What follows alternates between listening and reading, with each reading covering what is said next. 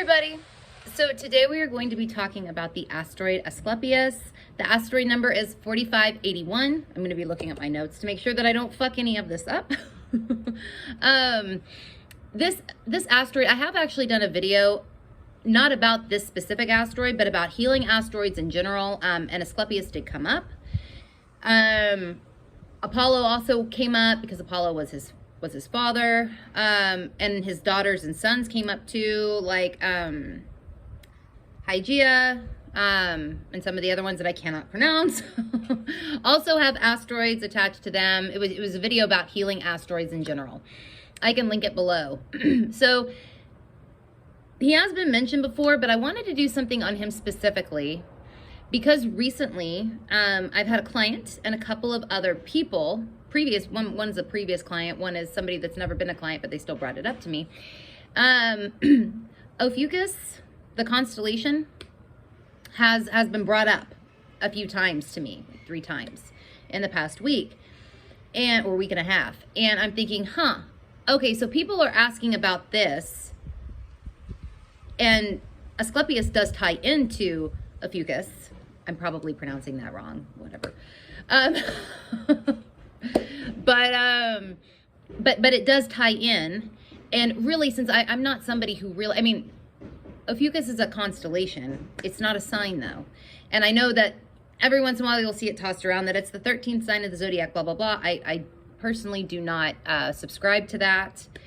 That way of thinking. If you do, by all means, go for it.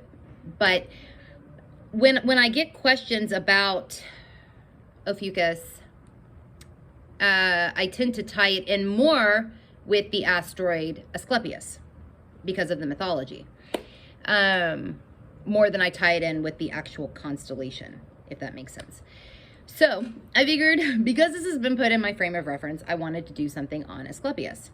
Before I get to that, though, I do want to throw out something really quick. My course that I'm teaching right now on past lives and present missions course that's going on right now. In a couple of weeks, on October 30th, on Sunday, October 30th, the class on Draconic Charts will be going on. This is the only class that I'm opening up to the general public for $40. The investment is $40. Where you will learn kind of how to read the Draconic chart alongside the natal chart. I do think that is the most important way to read it. Like a synastry with your natal chart. I think that tends to be the most illuminating and the most useful way to read the Draconic chart. And I think it's really, really important I think the Draconic chart is important, but I think it's the most important to look at it in this way. So if you are interested in taking this class, I will put the link below where you can find it on my website. So if you want to join in on it, you can. Again, it is Sunday, October 30th at 1 p.m. Central Time over Zoom. The class will run, I'm guessing this class will probably run about an hour and a half. Yeah, so I wanted to throw that out there real quick since it's approaching here soon. And if you have any questions about it, you can email me at saturnseason@gmail.com or leave a message here or whatever. Anyway, okay, Asclepius. And one more thing. Some fucker over there is doing something really fucking noisy. So if it gets loud, bear with me. Okay, Asclepius. Now, I'm not a mythology expert. I don't claim to be. I do try to read several different versions of, whatever mythology is out there. One thing that is always the same is he is the son of Apollo. He has been the son of, he's been the son of a few other women, mortal women. In one of the versions, one of the women was unfaithful to Apollo, so Artemis killed her.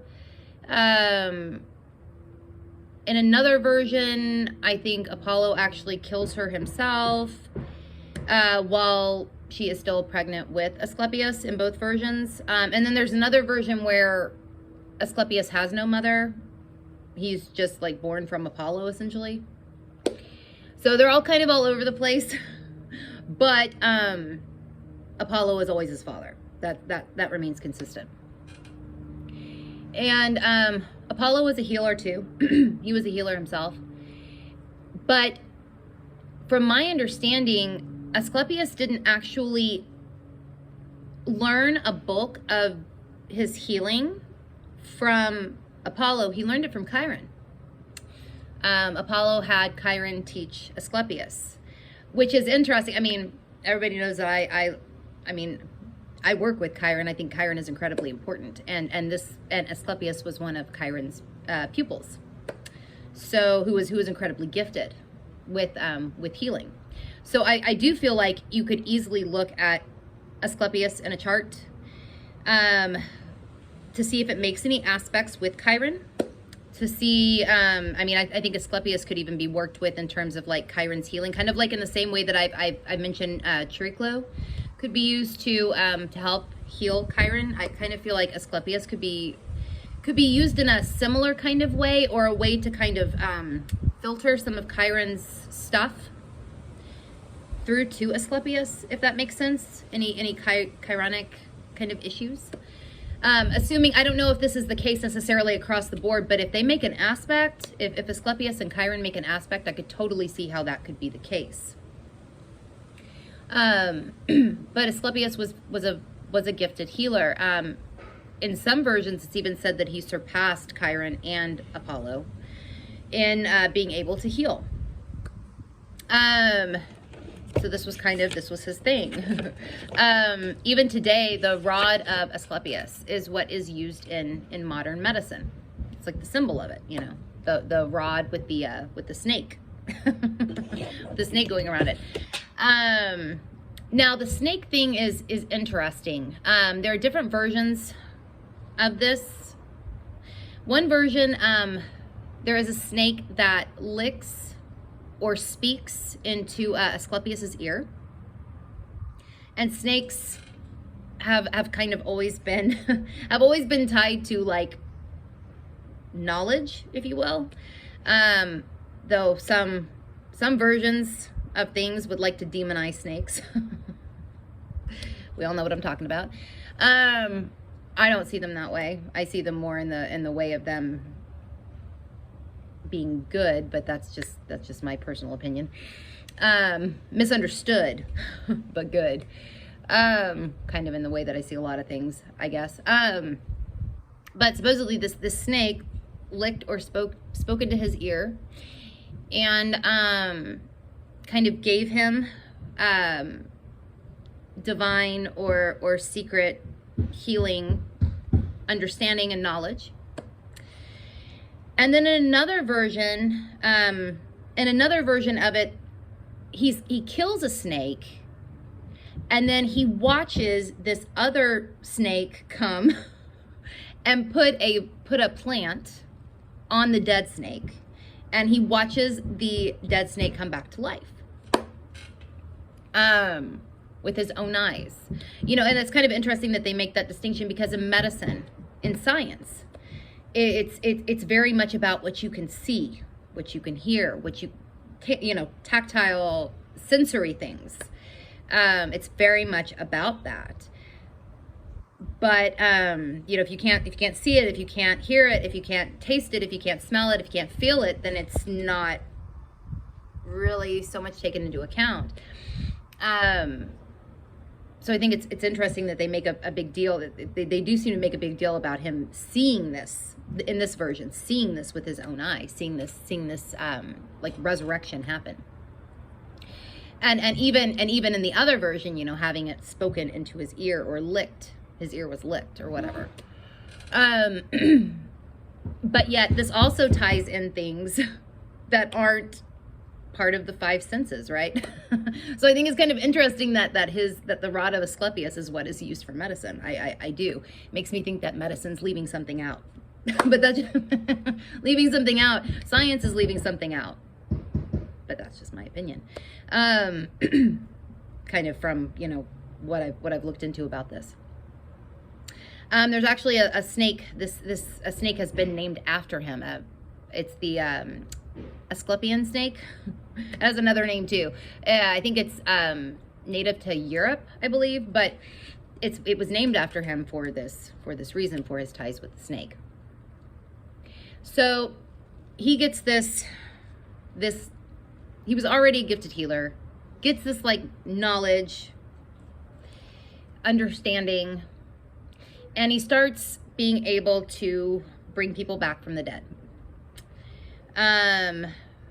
Or so it says. Some versions don't mention this. Some versions do, from what I've seen anyway. I'm inclined to think there might be something to that, just because Zeus actually ends up having him killed.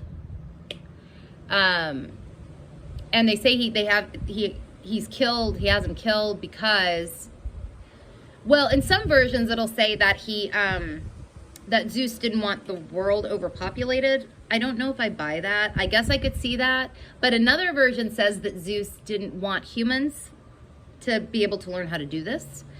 Or, you know, because when you resurrect, it kind of causes one to have something like immortality, if you will, or a power for immortality. And that pushes you over into the territory of the gods. And I don't think Zeus liked that. Yeah. So he was, Asclepius was killed for this, was killed for it. And, then that pissed Apollo off, who ended up killing somebody for it.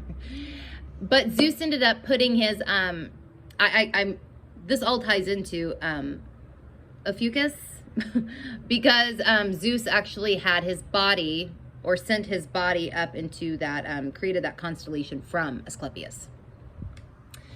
And Ophiuchus also deals with healing too. So that makes sense, you know. So if you have I guess my point here in bringing up, Ophiuchus is, if you have an affinity for that, or if you're really curious about that, or if you feel very tied to Ophiuchus in some way, I would definitely look and see what Asclepius is doing in your chart. That's the way that I would go about this. Personally, yeah, that's the way that I would kind of look at it, see what it's doing, see if it's making any conjunctions or whatever, in the chart, or just generally what it's doing. I know a lot of people work with things other than conjunctions.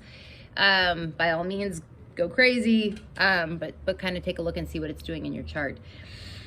In that regard. You can also look at it just in general. I think that that Asclepius could deal a lot with, obviously healing in general. That's definitely a way to read it. Definitely healing in terms of like the physical world, but also because there are like supernatural elements, if you will, involved in the story.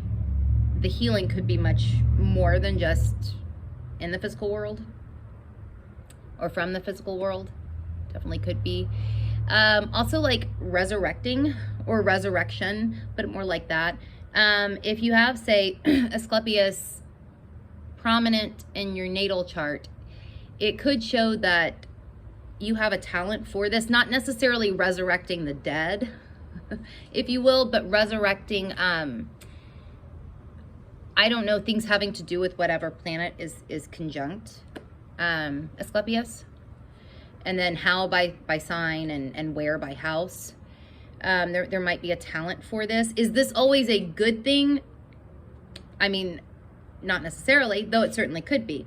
I mean, in mythology, this kind of got him in trouble. So I could see in trouble, but so I could kind of see how this resurrecting could perhaps get one in trouble as well.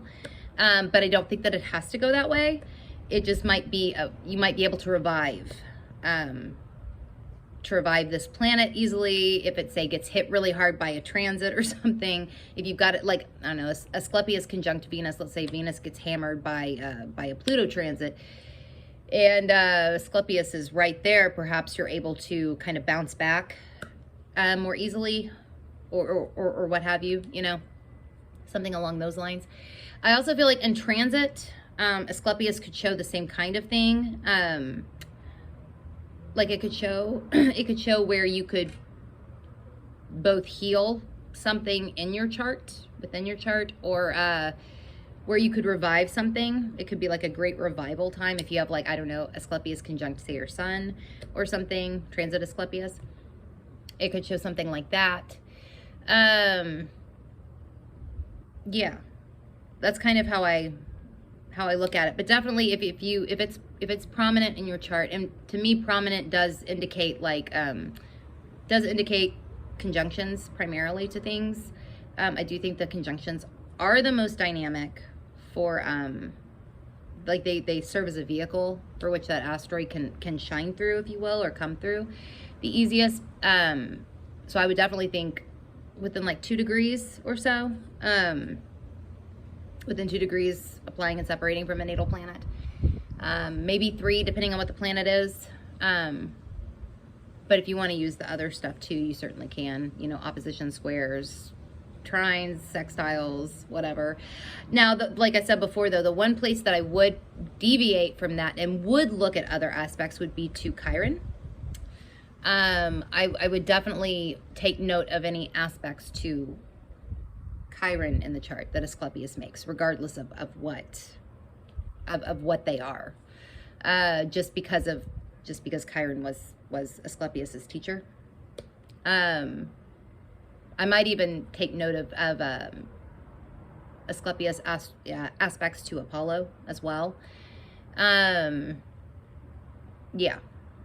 Anyway, if you feel like sharing where this is in your chart, or if you feel like you have any kind of healing abilities, feel free to share them below. And I'm going to head off, but I will put where you can find me below. And I will see you all later.